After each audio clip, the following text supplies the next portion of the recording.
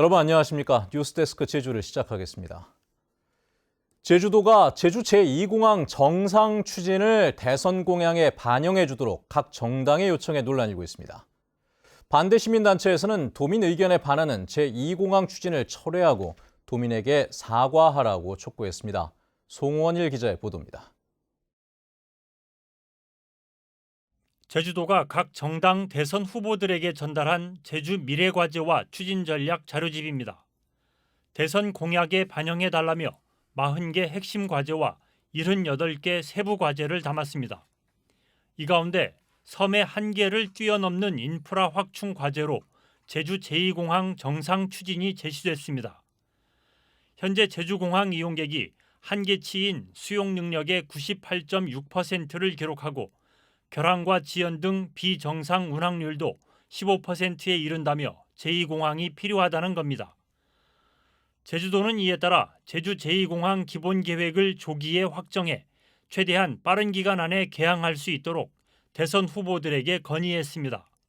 찬반 양론이 있겠지만 저희 도정에서는 제2공항 추진은 지속적으로 진행되어 온 부분이기 때문에 그 부분에 대해서 대선 주자들께서 취사 선택을 하실 수 있도록 저희들이 미래과제 안에 포함을 시켰고, 그러나 시민단체에서는 제2공항에 대한 반대 여론이 높고 환경부가 전략환경영향평가를 반려한 상황에서 대선 공약에 반영시키려는 것은 적절치 않다며 반발하고 있습니다.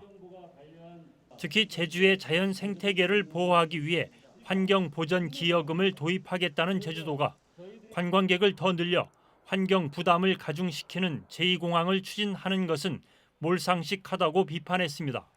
도민의 어떤 반대 결정이라든가 아니면 환경부의 반려 결정이 있기 때문에 이런 부분에 대한 고려 없이 각 정당의 대선 어떤 공약으로 제출한 것은 도민의 어떤 민의라든가 여론을 전혀 반영하지 않고 오히려 무시한 행태라고 보여지기 때문에 이에 대해서는 명확한 책임과 사과가 있어야 된다 이렇게 보고 있습니다. 한편 대선 후보들의 입장은 엇갈립니다. 이재명 후보는 신중한 검토를, 윤석열 후보는 적극 추진을, 심상정 후보는 전면 백지화를, 안철수 후보는 아직 입장을 밝히지 않았습니다. 대통령 선거 결과에 따라 제주 제2공항 건설이 중대한 갈림길에 놓일 전망입니다. MBC 뉴스 송원일입니다. 서귀포시 성산읍의 한 마을이 어촌계 다목적 회관 건립을 위한 보조금 심의에서 번번이 탈락을 하고 있는데 그 결과를 놓고 논란이 일고 있습니다. 마을 주민들은 인근 하천 정비공사로 황폐화된 마을을 지원하기 위한 회관 건립 사업이 엉뚱하게 제2공항 연계 사업으로 분류돼 5년째 보조금 심의위원회에서 선정되지 못하고 있다며 반발하고 있습니다. 박주영 기자의 보도입니다. 온통 흙탕물로 변해버린 서귀포시 성산읍 신산포구. 지난 2016년부터 인근의 신난천 정비공사가 시작된 이후 빗물이 포구 쪽으로 흘러들면서 집중호우가 쏟아질 때마다 나타나는 현상입니다. 신산리 어촌계 주민들은 마을 어장의 전복과 오분자기 등이 폐사해 생계를 위협받고 있다며 대책을 호소했습니다. 서귀포시는 해당 어촌계에 공동작업장 등을 갖춘 370여 제곱미터 규모의 다목적 회관을 짓기로 하고 2015년 실시 설계 용역까지 마쳤습니다. 그런데 예산 15억 원이 투입되는 해당 사업은 보조금관리심의위원회 심의에서 3차례나 탈락했습니다. 가장 최근 심의의 탈락 사유는 해당 다목적 회관 건립 사업이 제2공항 연계 사업으로 공항계획 확정 고시 후에 추진돼야 한다는 것. 결과를 놓고 주민들은 마을 지원 사업이 엉뚱하게 제2공항 연계 사업으로 분류됐다며 반발하고 있습니다. 일부 주민들은 자신들의 마을 주민 일부가 제2공항 건설에 반대하면서 제주도가 보조금을 빌미로 통제하려는 것이라며 강하게 항의하고 있습니다. 국책 사업도 아니고 공항하고는 전혀 관계가 없고 공항 되면 해준다. 네, 또 같이 온 분들도 하지만 반대하지 마십시오. 이 공항을 안 되면은 이것도 안 해준다. 실제로 지난해 10월 열린 심의위원회에서 해당 사업은 제2공항 연계 사업으로 심의위원들에게 설명된 것으로 확인됐습니다. 네, 왜 이것이 100% 보조 사업이냐, 공항 연계 사업이라고 여기서 집행 그렇게 답변했을까요? 하지만 보조금관리심의위원회에 제출된 자료에 해당 사업은 어촌계 환경 개선과 어업의 소득 창출 목적이라고만 적혀 있습니다. 아무런 근거도 없이 아무런 이유도 없이 제2공항 연계 사업이라고 해서 조건을 달아서 이렇게 하는 것은 도저히 이해할 수 없고 또 모종의 어떤 힘이 작용한 게 아니냐 이런 생각을 하고 있습니다. 하지만 제주도는 당시 심의위원회에서 해당 사업을 왜 제2공항 연계 사업으로 설명했는지에 대해 이렇다 할 답변을 하지 못하면서 의혹만 커지고 있습니다. MBC 뉴스 박주연입니다. 개 식용을 금지하자는 논의가 본격화되고 있는 가운데 반려동물을 사거나 팔지 말고 입양을 하자는 목소리도 많이 나오고 있죠. 그런데 좁은 우리 안에서 개 수십 마리를 키우며 분뇨와 함께 방치하다시피 한 사육농장이 또 적발됐다고 합니다. 김찬영 기자의 보도입니다.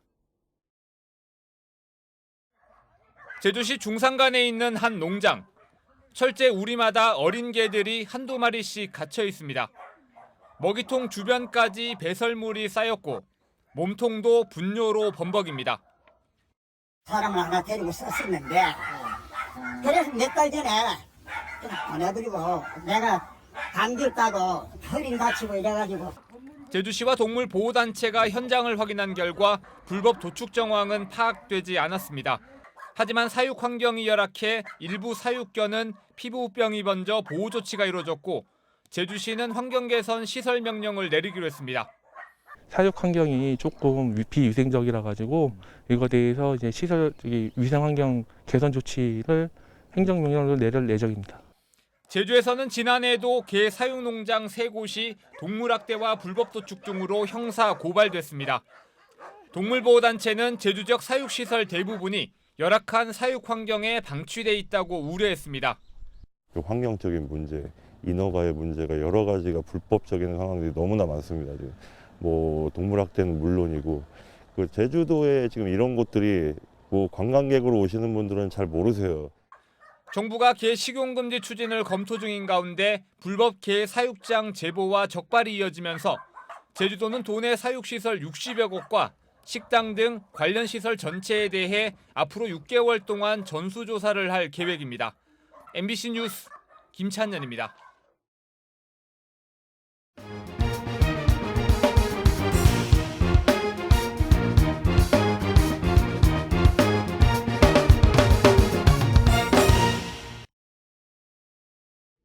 제주에서는 오늘 오후 5시 기준 코로나19 확진자 10명이 발생했습니다. 신규 확진자 10명 가운데 8명은 도내 확진자의 접촉자이고 2명은 해외 입국자입니다. 특히 집단 감염이 발생한 서귀포시 초등학교와 어린이집에서 3명이 추가 확진 판정을 받았습니다.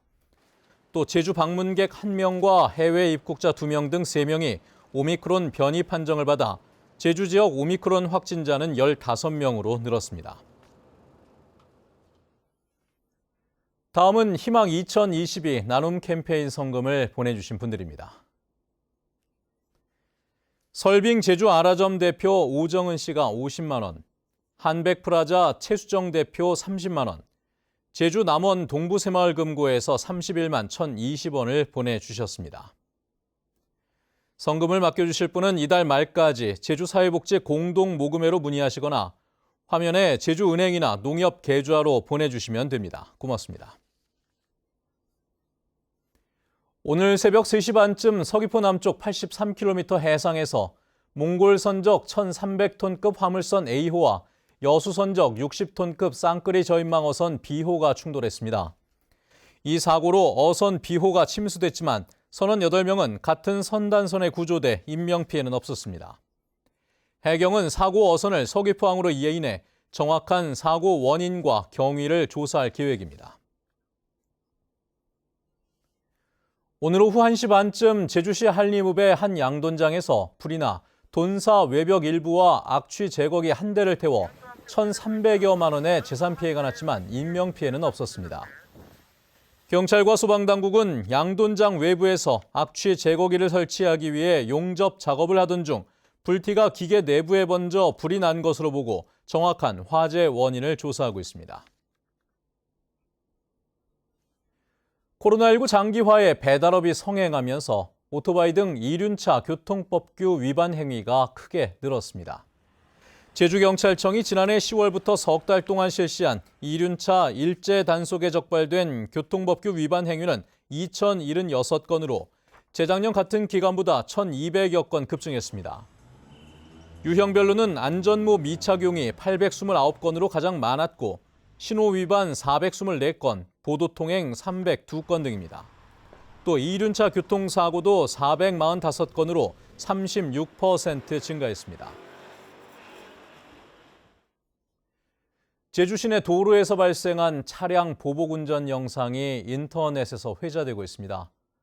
한문철 TV가 공개한 블랙박스 제보 영상에 따르면 지난 2일 제주시 노영동에서 SUV 차량 한 대가 끼어들기를 시도하다 막히자 인도를 질주해 상대 차량을 추월하고 급정거했습니다.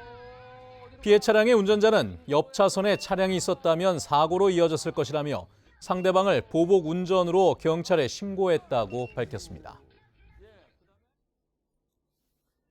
제주지방법원 형사 1단독 신병직 부장판사는 어머니의 개인정보로 신용카드를 만들어 수천만 원을 사용한 혐의로 기소된 44살 김모 씨에게 징역 6개월에 집행유예 1년을 선고했습니다. 김 씨는 지난 2018년 8월 자신의 어머니 개인정보로 만든 신용카드로 400여 차례에 걸쳐 현금을 인출하거나 물건을 구입해 5,900여만 원을 가로챈 혐의로 재판에 넘겨졌습니다. 제주도 선거관리위원회는 오는 8일부터 제20대 대선일인 3월 9일까지 60일 동안 정당이나 후보자 명의의 선거 여론조사가 금지된다고 밝혔습니다. 또 지방자치단체장과 교육감, 공무원은 직능단체 모임이나 체육대회, 경로 행사 등의 각종 행사를 개최하거나 후원할 수 없습니다. 제주도 선거관리위원회는 특히 공무원의 선거 관여 행위에 대해 엄중 조치할 계획입니다. 관광지에서 휠체어 이동 동선을 안내해주는 전용 내비게이션이 제주에서 시범 운영됩니다.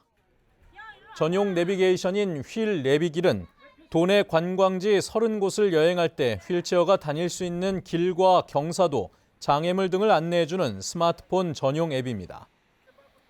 제주도는 다음 달까지 돌문화공원 등 4곳에서 시범 운영한 뒤 올 상반기 안에 확대 운영할 계획입니다.